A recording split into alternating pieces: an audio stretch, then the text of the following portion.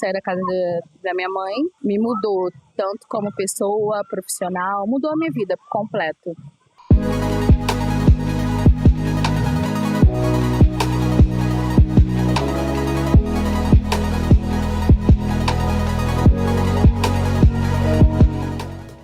Bem-vindo ao canal Fragmentos, o espaço onde a gente junta pequenas partes da vida para entender o todo. Aqui, cada conversa, história e reflexão é um fragmento do que somos, do que sentimos e do que tentamos entender sobre a vida e sobre o mundo. Esse é o quadro Fragmentos de Vida, onde eu compartilho histórias, aprendizados e reflexões reais. Sem roteiros, sem máscaras, apenas o que é verdadeiro. Se você curte esse tipo de conteúdo, já se inscreve no canal para você não perder o próximo Fragmentos e deixa o like no vídeo, que assim você ajuda o algoritmo do YouTube a entregar mais vídeos desse tipo para pessoas como você. Muito bom dia, estamos aqui com a Ana Luísa, bom dia. Ana Luísa, muito obrigado por ter concordado em fazer essa entrevista para o canal. O canal é novo, então te agradeço muito. É um espaço que vai estar abrindo para você falar um pouco da sua vida e com certeza alguém vai se conectar com a sua história ou tomar como aprendizado algum ponto da sua vida que você vai nos contar hoje. A primeira pergunta, na realidade, foi a pergunta deixada pelo último participante e depois vamos entrar na entrevista, de fato. Ele perguntou o que você acha, qual a sua opinião do governador do Rio de Janeiro e o que poderia ser mudado. Então, na minha concepção, eu acho que ele faz tudo menos governar, né? Ele não se posiciona. Eu acredito também que a segurança do nosso estado, ela está muito defasada. Eu prefiro não me estender muito para também não gerar algo voltado muito para posição política, mas eu acho que ele faz tudo menos governar. Qual é uma lembrança simples do seu dia a dia que de vez em quando ainda te faz sorrir? Lembrança simples seriam os meus avós. Sempre fui muito apegada a eles, agarrada a eles. E a minha avó materna, ela já não faz mais parte, né? Ela já faleceu tem alguns anos. E aí eu sinto bastante falta dela. E eu aproveito também essa saudade para aproveitar o máximo que eu tenho do meu avô, que tem 93 anos atualmente. Você tem costume de visitá-lo? Sim, a gente mora no mesmo quintal. Basicamente ele mora na casa embaixo da minha, mas mesmo assim, né? Todos os dias antes de trabalhar, eu procuro ir na casa dele, tomar a benção, conversar um pouquinho. Quando eu volto do trabalho, eu também procuro fazer isso. E aí, a gente acaba tendo um laço muito forte, né? E eu procuro aproveitar o máximo que dá dele. Quais são os maiores desafios que você enfrenta hoje? Desafios? Talvez lidar com as adversidades da vida. Hoje em dia, na verdade, há alguns meses eu procuro fazer terapia, que é algo que eu acho que todo mundo deveria fazer, né? E é o que me mantém, assim, na certeza do que eu tô fazendo, procurando melhorar como pessoa, como filha, neta, esposa, amiga. Entendi. Por que você acha que todo ser humano deveria fazer terapia? Eu acho justamente para a pessoa aprender a se conectar com ela mesma, aprender mais sobre ela, né? Porque acaba que na terapia, algumas pessoas têm uma visão deturpada. Acha que o terapeuta, o psicólogo, ele vai te falar, te dar as respostas. Na verdade, ele te ajuda a buscar as respostas dentro de você entender por que você é ansioso, aprender a se identificar como qualidades que algumas pessoas notam e falam que você tem, você acaba não enxergando. Acho que de um modo geral, por isso que eu acho que todo mundo deveria fazer terapia, começar da fase de criança mesmo, entendeu? Levar para a vida. Entendi. Infelizmente, algumas pessoas acham que terapia é coisa de maluco. E aí, na verdade, assim, tentando abraçar essas pessoas, o que você diria para essa pessoa que, bom, obviamente não sabe o que é terapia? Eu tenho alguns casos, né, de pessoas próximas que acabam tendo essas falas e normalmente elas são as que mais precisam, né? Mas não adianta, acaba sendo uma escolha de cada um, é individual. Mesmo algumas pessoas, assim, mais velhas também acham que não tem necessidade. E quando passam a experienciar isso, elas acabam identificando que realmente faz a diferença, entendeu? Por exemplo, meu avô, quase 100 anos de idade, e esse ano ele também começou a fazer terapia. Era uma coisa que não era da época dele, do costume dele, mas ele reconhece que ele está sempre aprendendo alguma coisa a mais sobre a vida e sobre ele mesmo, né? O seu avô, o de 90 e quantos anos? 93. Ele vai fazer 93 mês que vem, em novembro. 93 anos e faz terapia. O que você acha disso? Ele faz terapia, ele tem gostado bastante. No início ele ficou bem relutante, ele achava que não era necessário, ele tinha receio em se abrir, ele achava que tinha que falar o básico para ela. Exemplo, o que você fez hoje? Ele achava que na terapia ele ia ficar descrevendo o que ele fez ao longo do dia, e na verdade não é. Ela busca assuntos do passado dele, da infância, da fase adulta, até agora a fase de um idoso, né? Entendi, legal. Qual foi um erro que marcou sua vida e o que você aprendeu com ele? Um erro? Talvez não acreditar no meu potencial. Ele marcou a minha vida, mas eu consegui, graças a Deus também, driblar ele e não me limitar. Falando até mesmo a nível da minha vida profissional, né? Era um receio que eu tinha e ele serviu de aprendizado a me fazer acreditar que eu era capaz de mais, entendeu?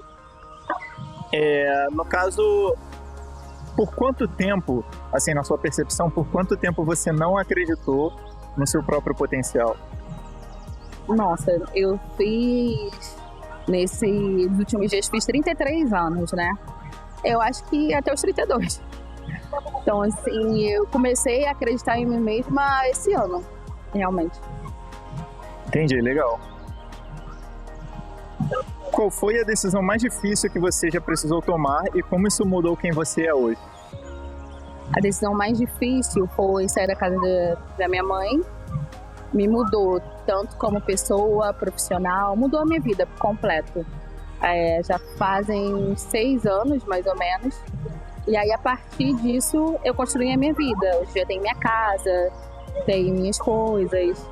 E eu acho que me motivou a melhorar. Claro que, né, eu tenho família e tudo mais, mas eu andar com as minhas próprias pernas me fez mudar como pessoa, entender que eu realmente já era uma adulta e precisava traçar meu próprio caminho, né? Quando você saiu da casa da sua mãe, como você se sentiu? Por exemplo, no momento que você passou pela porta, pela última vez. Eu achei que eu não fosse conseguir. Andar com as minhas próprias pernas, viver sozinha e bem comigo mesma. O que você aprendeu nessa trajetória que poderia ajudar... O que você aprendeu nessa trajetória que poderia ajudar alguém que esteja passando por algo parecido agora? Confiar, assim, se apegar eu não digo nem religião em si, mas se apegar alguma coisa, porque eu acho que todas as religiões levam a Deus, né? E aí, sem citar qual seria a religião que a pessoa deve buscar, mas ela tentar olhar para si, tentar enxergar os pontos que devem ser melhorados, os pontos que são ok. O apoio também da família é muito importante, acho que para tudo, né? E é isso. O que você acha, assim, dos pais e da família, de um modo geral, que não apoia o filho ou algum indivíduo da família? Sim, eu sei que existe muito, né? Não são todos os pais e pais. Às vezes tem pais que você vive com ele, mora com você, mas não são presentes, né? Eu entendo que ocorre muito isso, ainda mais assim no Brasil, no país que a gente tem, onde tem muitas mães solos, né? E muitas pessoas não têm a figura paterna na vida.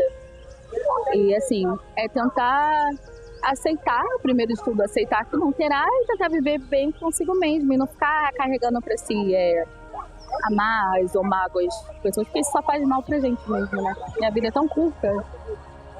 É claro que nada pode substituir as batalhas de uma mãe solteira na criação dos seus filhos.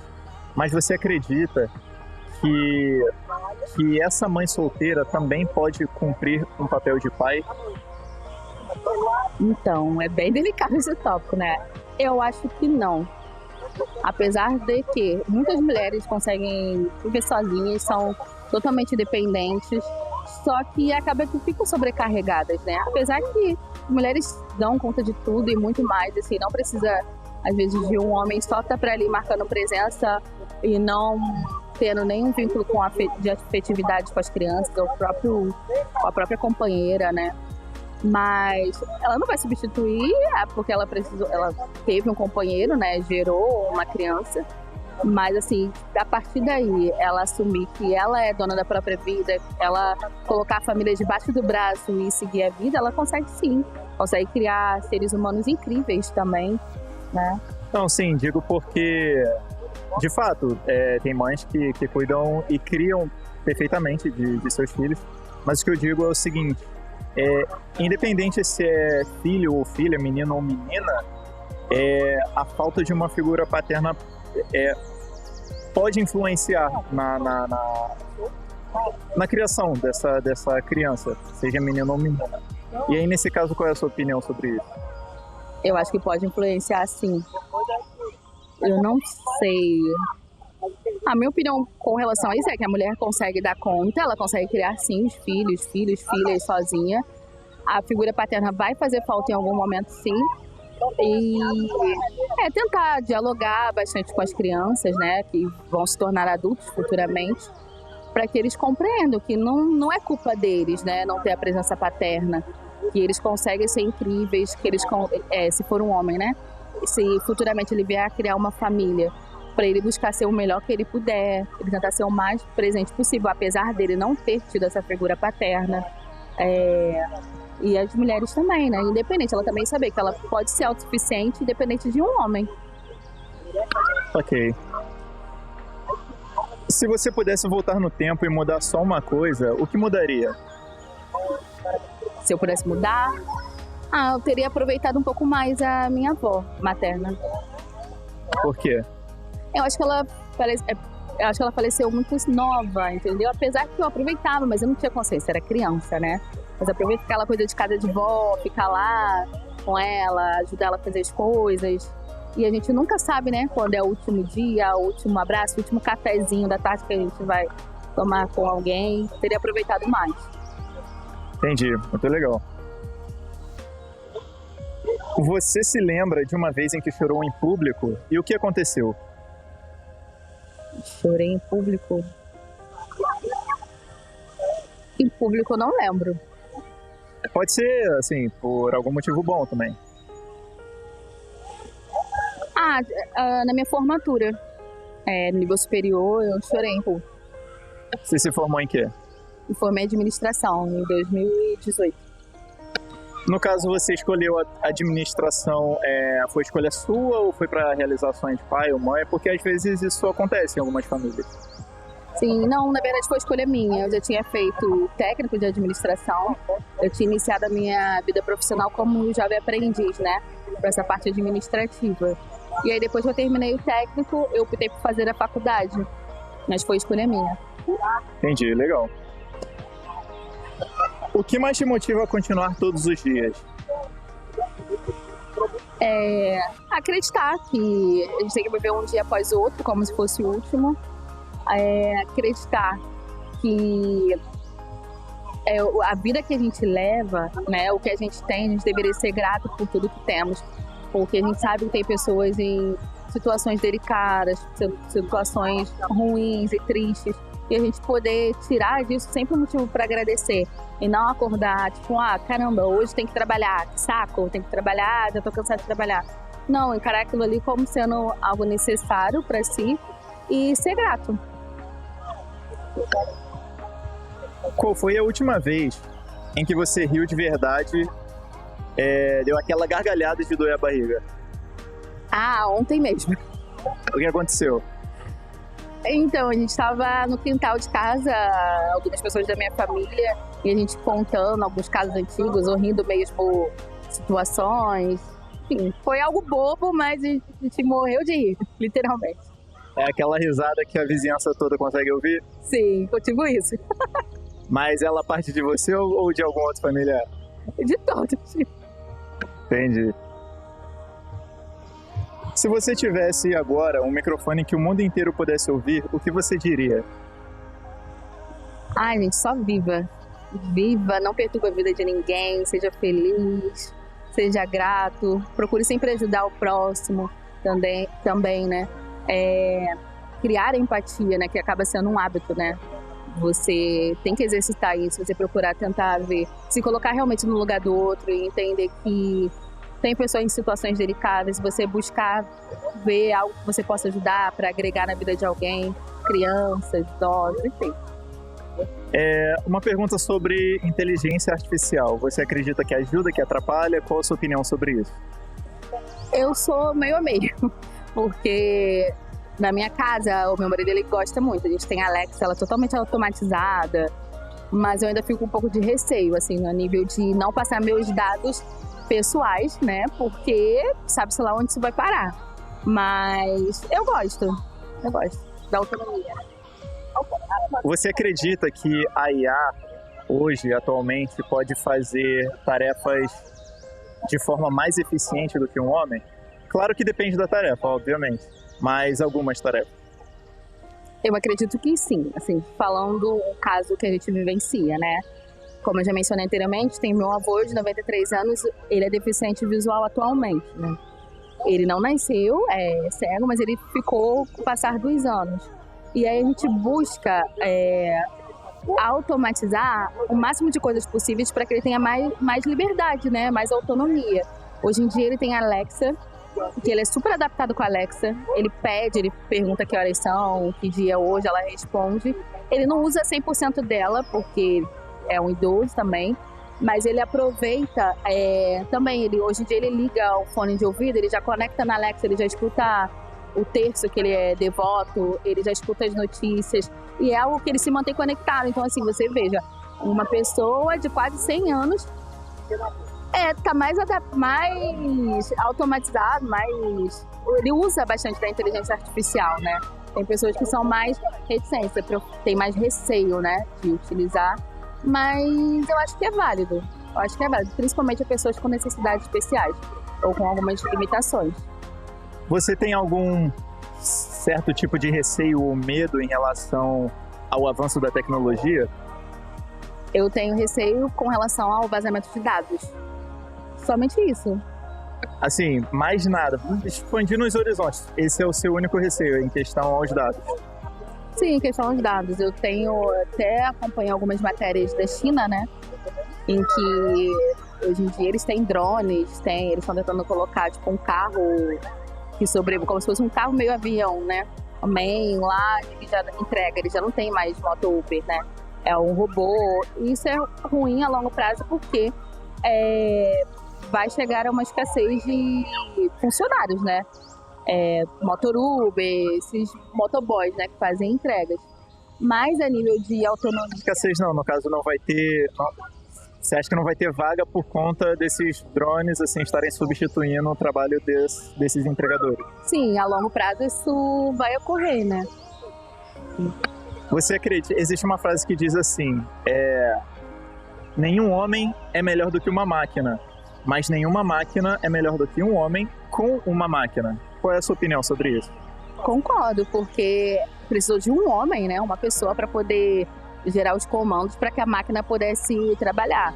Por mais que uma máquina ela consiga desenvolver um trabalho mais rápido e mais eficiente que talvez um ser humano, mas ainda assim ela vai precisar de alguém ali para manutenção dela, para reparo caso ela quebre, né?